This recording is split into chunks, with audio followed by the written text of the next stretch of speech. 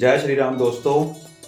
आज हम बात करेंगे अपने वैदिक एस्ट्रोलॉजी वास्तु चैनल से वास्तु के डायरेक्शंस की। कौन से टाइम पे कौन सी डायरेक्शन पर सूरज की जो किरणें हैं या सूरज कहाँ पर स्थित होता है। तो सबसे पहले हम बात करेंगे नॉर्थ ईस्ट की। जब सुबह सूर्य उदय होता है तो सुबह 5 बजे जो है सूर्य की डायरेक्शन जो होती है नॉर्थ ईस्ट की तरफ होती है।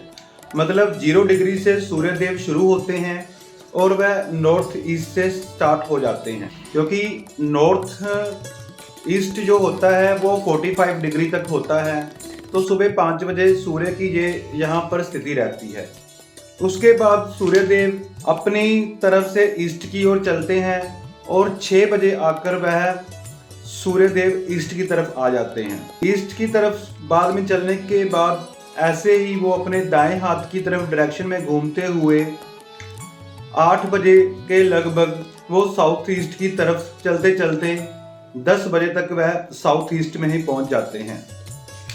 तो साउथ ईस्ट जो होती है वो 10 बजे भगवान सूर्यदेव की जो दिशा होती है उस समय साउथ ईस्ट में 10 बजे उनमें संचार कर रहे होते हैं। वहां पर इनकी किरणें जो है साउथ ईस्ट की तरफ जा रही होती है।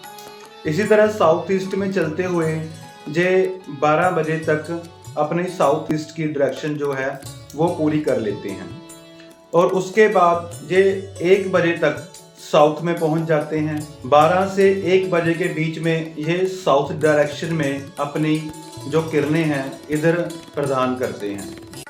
तो इसी तरह 12 बजे से 1 बजे तक साउथ डायरेक्शन और उसके बाद साउथ वेस्ट की डायरेक्शन 1 बजे के बाद शुरू हो जाती है। तो 1 बजे से लेकर 2 बजे तक जो होती है साउथ वेस्ट की दिशा, इसमें सूर्यदेव संचार करते हैं। उसके बाद साउथ वेस्ट की तरफ से चलते हुए ये वेस्ट की तरफ चलते हैं और 4 बजे से शुरू होकर ये 6 बजे तक ये वेस्ट डायरेक्शन में पहुंच जाते हैं। तो वेस्ट डायरेक्शन में ये अपनी किरणें फैलाते हैं और अपनी ऊर्जा प्रदान करते हैं। और इस तरह 8 बजे से लेकर 7:30 बजे तक ये नॉर्थ वेस्ट में चले जाते हैं और यहीं आकर ये अस्त हो जाते हैं। इस तरह सूर्य देव जो है 24 घंटों में ये दिन के जो समय है ये इस तरह सारी दिशाओं में इनका जो प्रकाश है, जो ऊर्जा है, ये सारी दिशाओं में फैलती है।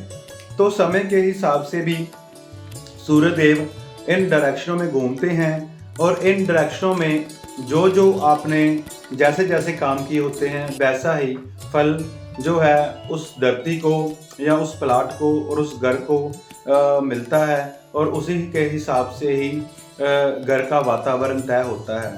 सो आप जब भी जब घर के काम करो तो इस डायरेक्शन और टाइम को लेकर भी इनका ध्यान रखना चाहिए। जय श्री राम जी।